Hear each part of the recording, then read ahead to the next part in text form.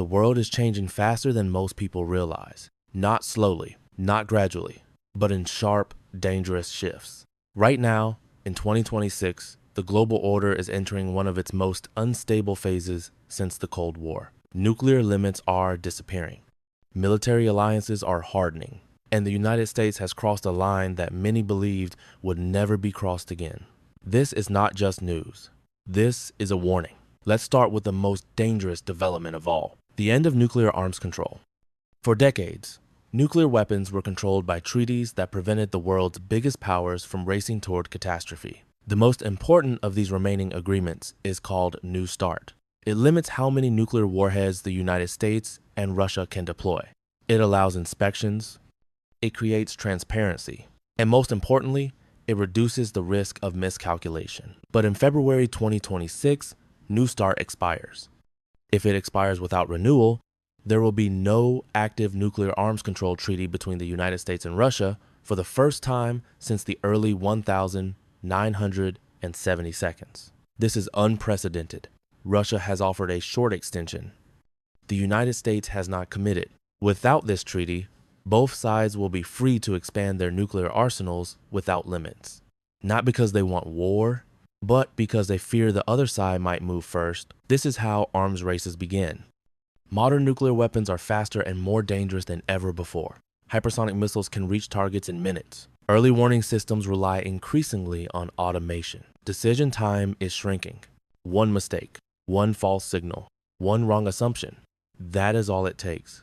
Now place this nuclear uncertainty into a world already filled with active conflicts, especially in Europe. The war in Ukraine has entered a new phase. What began as a regional conflict has now become the foundation of Europe's future security structure. Western governments are no longer planning for the end of the war alone. They are planning for what comes after. This is where the idea of a coalition of the willing comes in. The coalition of the willing is a proposed multinational military force designed to secure Ukraine after a ceasefire or settlement, led primarily by European powers such as the United Kingdom and France. The coalition is meant to deter future Russian aggression. This would not be a symbolic peacekeeping mission. Military leaders have warned that any force deployed must be strong enough to respond to provocations. Anything weak would invite attack. Russia has already responded with warnings. Moscow has stated that foreign troops operating in Ukraine would be considered legitimate military targets. This raises the risk of direct confrontation between Russia and NATO-aligned forces. The United States has not committed ground troops, but it is deeply involved in planning and coordination.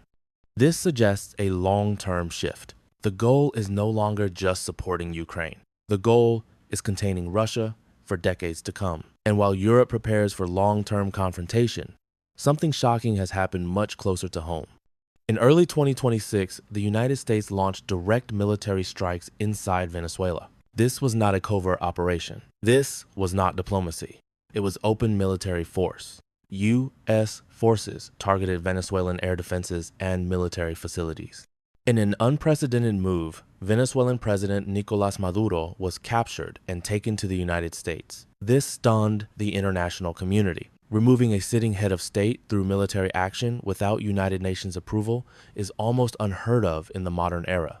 International law experts immediately raised alarms. The United Nations Charter strictly limits the use of force against sovereign states. Russia and China condemned the operation as illegal and dangerous. Latin American governments expressed deep concern.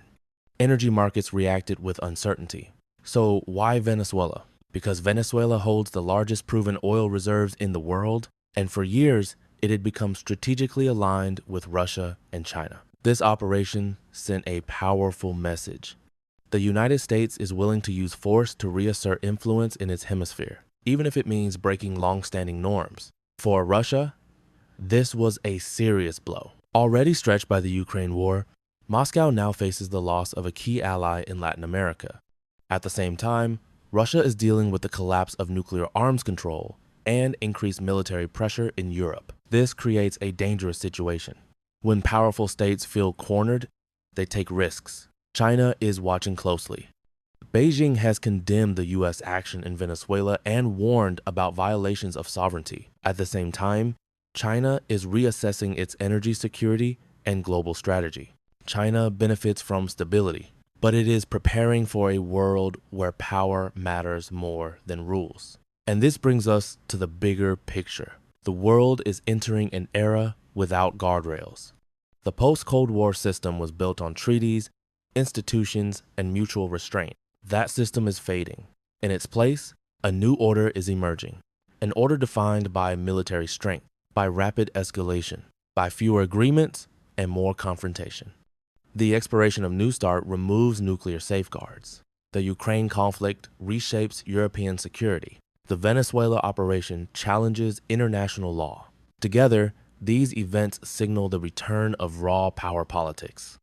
Not ideology versus ideology, but power versus power. So here is the most important question. Are we moving toward a new Cold War or something even more unstable? During the Cold War, rules existed. Red lines were understood. Communication channels remained open. Today, those systems are weakening. And when nuclear weapons, regional wars, and energy politics collide, history shows that outcomes become unpredictable. The future has not been decided yet, but the decisions being made right now will shape the next generation. This is not about fear. This is about awareness, because the world does not change overnight. It changes quietly until suddenly it does. If you want to stay informed as these global shifts continue, subscribe to the channel, because in a world like this, understanding geopolitics is no longer optional. It is essential.